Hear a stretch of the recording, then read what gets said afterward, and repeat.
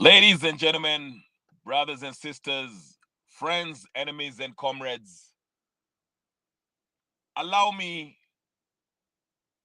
a few minutes just to address this issue.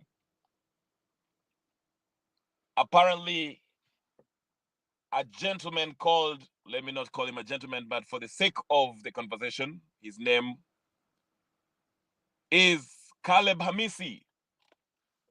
I don't know exactly what his position is in Kenyan politics, but he had an interview and his quote has been going around when he said that in his 40 years or in 40 years, Raila hatred has been taken another level. Hello, Pritikal Kaur. Nice seeing you, my friend. I'll be here briefly, 30 minutes max, but I want to give my view on this matter. As you see, I just read on online that the NIS is actually helping Raila Odinga in his quest for the AUC seat. Now,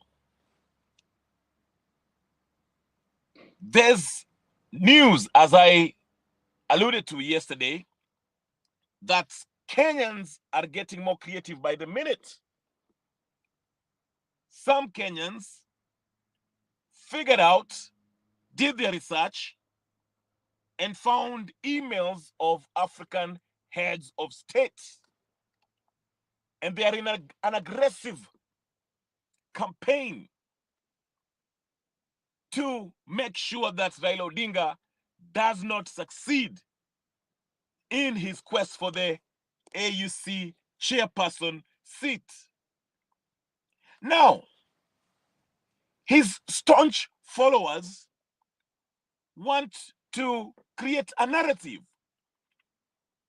As you know,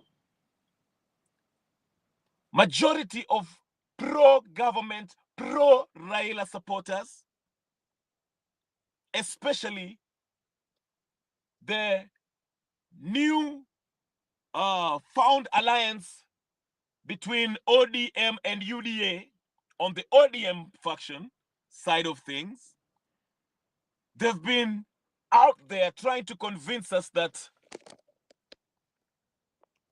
Raila's tribe is the problem, that Raila is being rejected, and the people that are rejecting Raila are tribalists. This is utter rubbish. Ladies and gentlemen, Caleb Hamisi is an imbecile, a lunatic, an idiot, an nincompoop.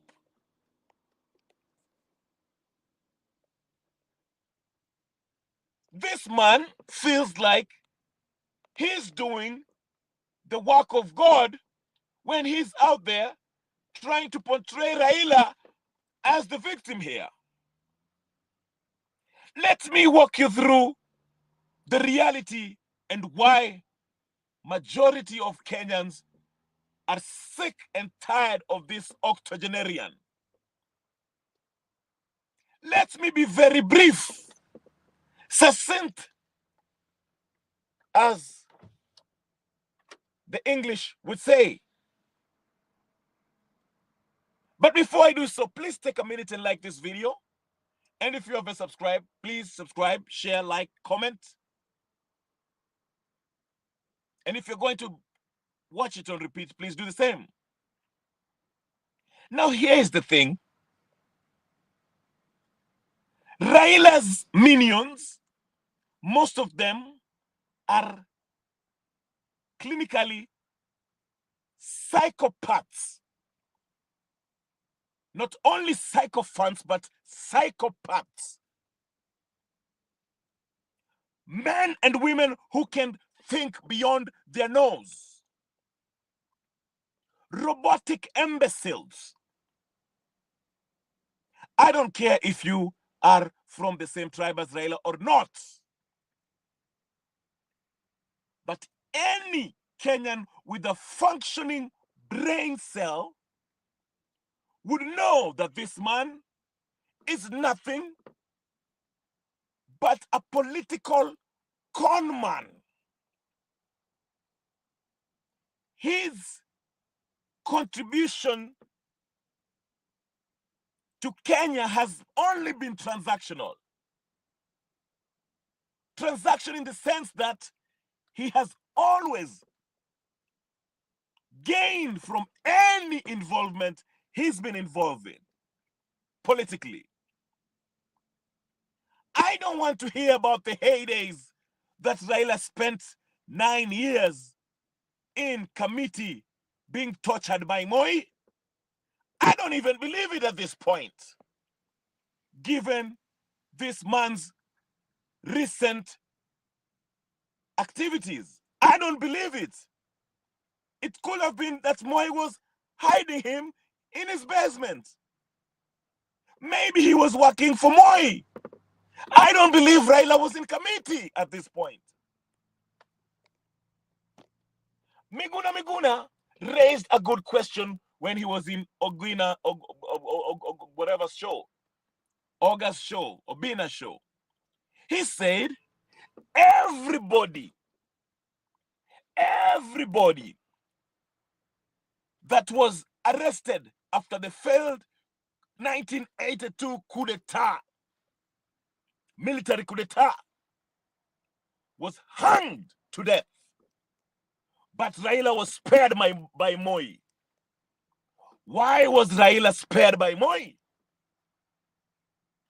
Some people say Raila actually snitched on the guys who died, who were hanged. Okay? Now, let's fast forward to 2017, because that's when Raila really started showing his true colors. In 2007, we can argue that the international community intervened in Kenyan politics after we nearly descended into a civil war. I remember Condoleezza Rice brought the news from Washington, jetted in, letting Kibaki and Raila know that, hey, boys, get your act right or else. And even the Martha Karua, who's today pretending to be the Iron Lady, was one of those folks who was slapped with a visa ban. And his son at the time, who was going to school in the US of A, was deported because she took an intransigent position. She did not want to negotiate. She was pugilistic in her approach. In fact, it is said that she almost got into a fist fight with none other than William Samoei Ruto at the time, because they were said to be the two most hard-headed negotiators at the time. But this is not about Martha. This is about Raila the conman, Agwambo Thiringenyi, the biggest conman, political conman in Kenya's history. 2027, when the majority of Kenyans knew and understood, watching full video clips, news, reading all over about Adani, it was clear as day that Adani is a corrupt company. But Raila shamelessly called a press conference telling us about how wonderful Adani is. Have we forgotten that? Do you see the disconnect? Do you see why people don't trust Raila? Do you see why people do not like him, are sick and tired of him. When the Gen Zs, who represent majority of the Kenyan people, went to the streets, and Raila and Sifuna and others came to Kware pretending to mourn the deaths of the young people who lost their lives, who were shot down by Ruto. He promised the youth there that he will not enter into a dialogue with William Samoei Ruto. In fact, when he mentioned the word dialogue, the youth almost started booing him. Sifuna had to whisper something in his ear to tell him, please don't say that word. And Raila went ahead and promised Kenyans that he will not enter into government or have a dialogue with William Samoei Ruto, only to join Ruto a few weeks later in something that is called broad-based government.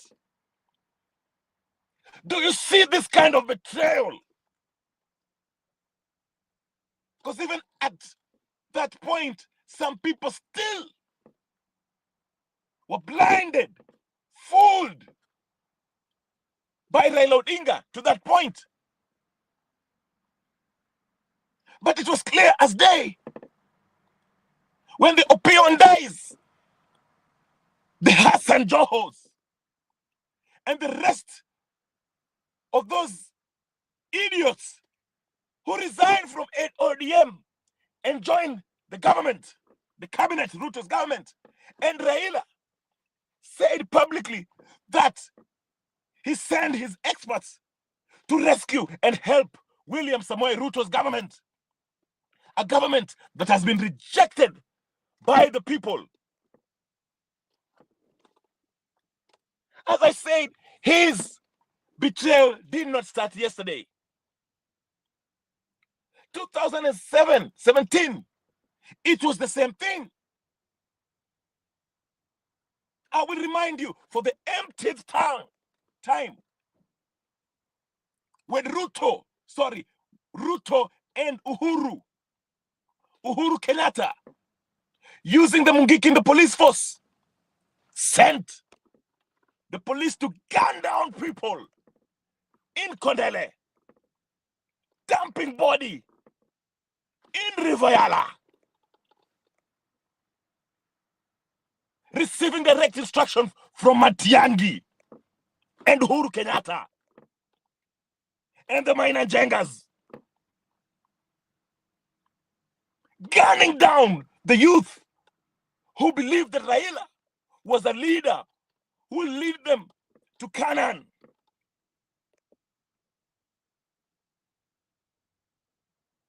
Men and women were gunned down ruthlessly. Thousands died in Nyanza province after these young men and women risked their lives to see that Raila Odinga was sworn in as the people's president of the Republic of Kenya. But what did he do? What did Raila do? He turned his back and went ahead and shook the very hands of the men and women who were ordering the killing of the youth in Kisumu. Never did he call for any justice for the family members of the young men and women who were gunned down in Nyalenda. To this very day. Fast forward 2022. Some of you might say, oh, for those who are Luos, how can I care? Well, 2022, it was more than Luos. Lawyers were behind him. Other tribes were behind him. What happened? Again, Ruto ordered the killings of the youth in Nyalenda, brutalized. We saw the pictures. Then they went and had a bullshit commemoration in Karen, Nairobi. In attendance was Uhuru Kenyatta and Kalonzo Musyoka. Why didn't they have that vigil in Nyalenda, Kisumu, where the actual butchering was happening? Today, this man took advantage of his few left followers, lied to them that I will make sure the server is open, I will tell the president to bring down the cost of living, I will collect signatures along with Martha Karua, and we shall overturn this thing, and I shall take you to Canaan. Only to be seen with Museveni and William Samoei Ruto. Then he came out and abandoned the mission. Came out with Obasanjo telling us that he's going for AU. He could care less any longer about opening the server. He could care less about electoral justice. He could care less about the signatures. He could care less about the president. He could care less about the cost of living. If anything, he became the first, the biggest government Ruto propagandist. Ruto gave him 10 billion for his AU campaign. You saw him on a private jet with Mukao Mutua, another useless professor.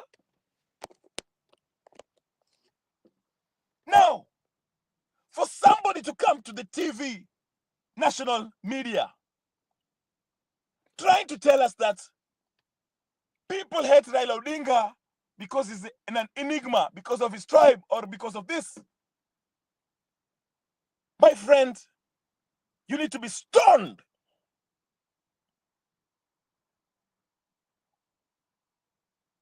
I've just highlighted a few major things that Raila has done to betray majority of Kenyans. Still, you don't get it? Do you see why Kenyans are finding emails of head of states to make sure Raila fails? Raila is just as bad as Ruto. Raila is just bad as Uhuru Kenyatta. The Kenyan people want them all gone. Especially Raila Odinga, because he pretended for years to be on the struggle. Ruto and Uhuru was understood to be on the wrong side of history. We knew they were puppets from the word go. They were illegitimate from the day they were sworn in. But Raila, you Raila Odinga, you pretended to be on the side of the struggle. You pretended to be fighting to address the problems Kenyans are facing. You pretended. You even led us to Mandamano. Thousands upon thousands were killed. Only for you to betray the struggle and join the oppressors. So don't act surprised when Kenyans hate Raila Odinga. It is for a good reason. It is for a good reason, Raila Odinga. You have nowhere to hide. Now here's the option you will have. Because I know after you lose that seat in AU, you will jet back to Kenya and start your shenanigans. Pretend again that you're against Ruto. to fool the few that will believe in your conmanship. But Kenyans are waiting for you. Kenyans are waiting for you. This is a different generation of Kenyans. These are not the old folks who are in their 70s and 60s, who are used to look at you as an enigma. These are young folks who are educated, who has the internet, who have the information, and are well aware of your conmanship. So good luck coming in 2027, trying to act, not even 2027, 2025 next year, February. Try to pretend that, oh, you'll be at odds with Ruto. Oh, you'll be joining Gachagua. Oh, we shall make sure you retire permanently from Kenyan politics. Kenyans have all the right to hate Raila. Some of you say hate is a strong word. Yes, hate him. Because he has made people shed blood. For what? For him to make millions and get into government.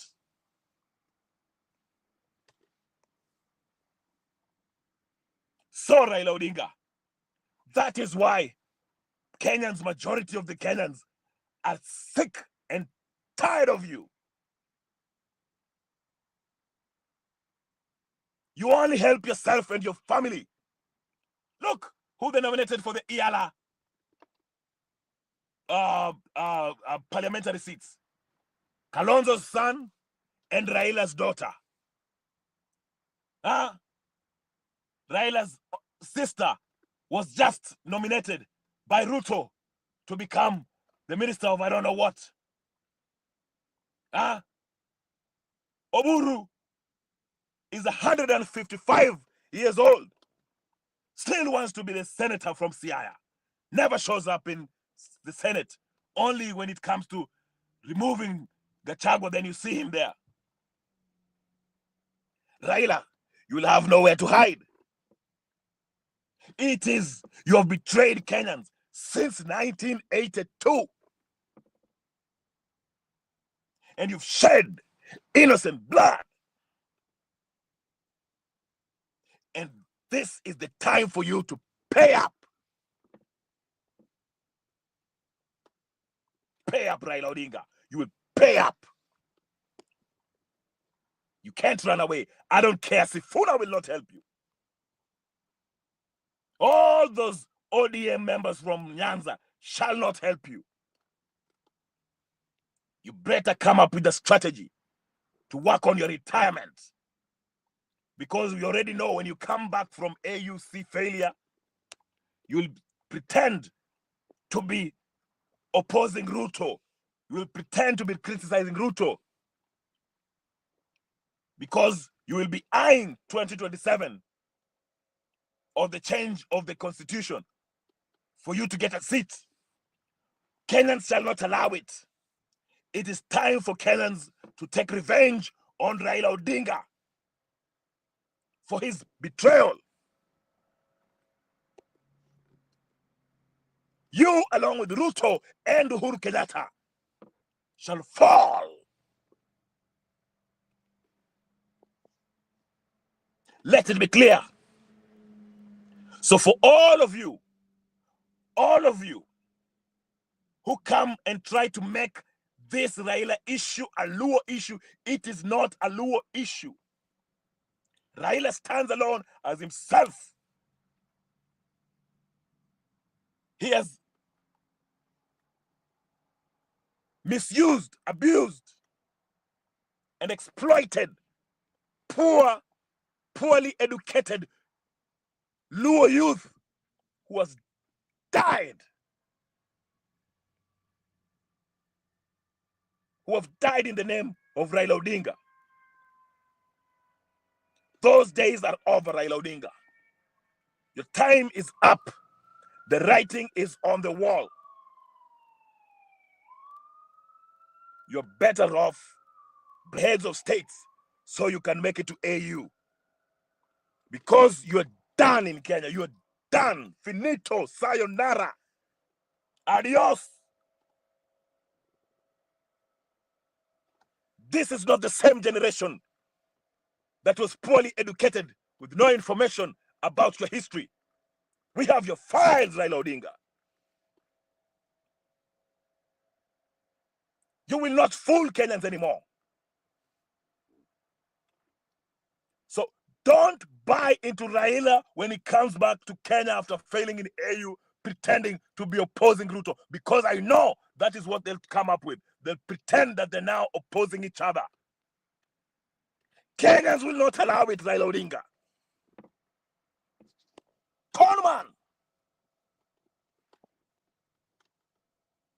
So for you, Kalumas and Robert Alai, you can make it a tribal issue, but we are not fools. We understand the games that you're playing. Try to pit one tribe against each other. But even the Luos are not standing with you, Raila Odinga. As a matter of fact, you're not even a Luo.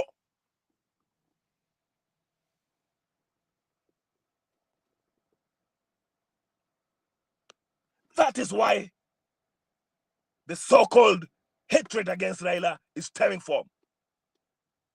It comes from years and years of betrayal by one man who have managed to exploit millions of youth who are poor, millions of youth who believed in him, millions of youth who gave him a chance and even made him the president of Kenya. And he turned his back for 30 pieces of silver. This con man, this charlatan, this welder from Opoda who's pretending, masquerading as an engineer, this class 6 dropout. Your time is up, Raila Odinga. I don't care if your feelings are hurt. You Raila supporters, you deserve every abuse that comes to you. You can't be this stupid if 2024 you're still routing for this proven con man. ODM is a terrorist organization led by Ayaton Opoda Raila Odinga. What has James Orengo done for Siaya except looting money along with Oburu Odinga? What has Gladys Wanga done for Homa Bay? Looting Homa Bay dry.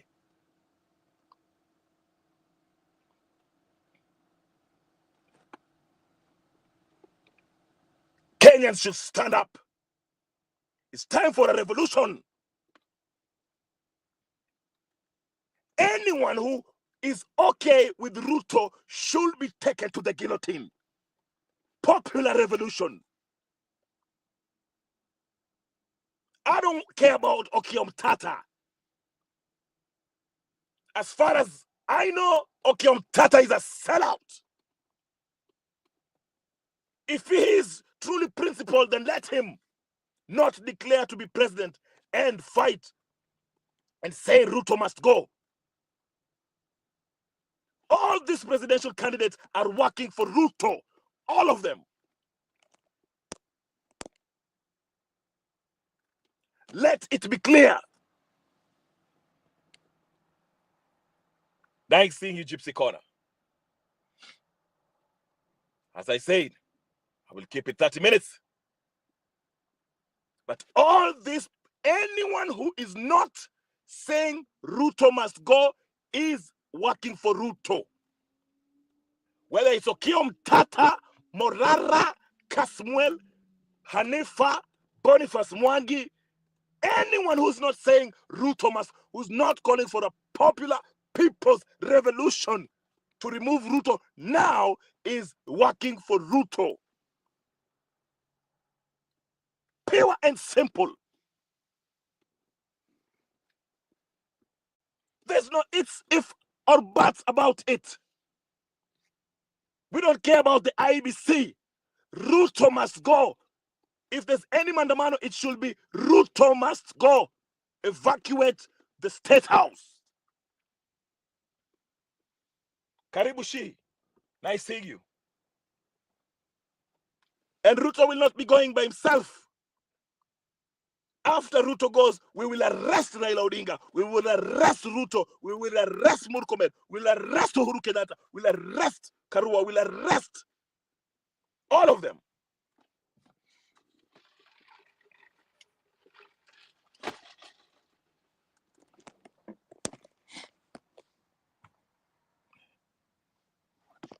I'm going to finish.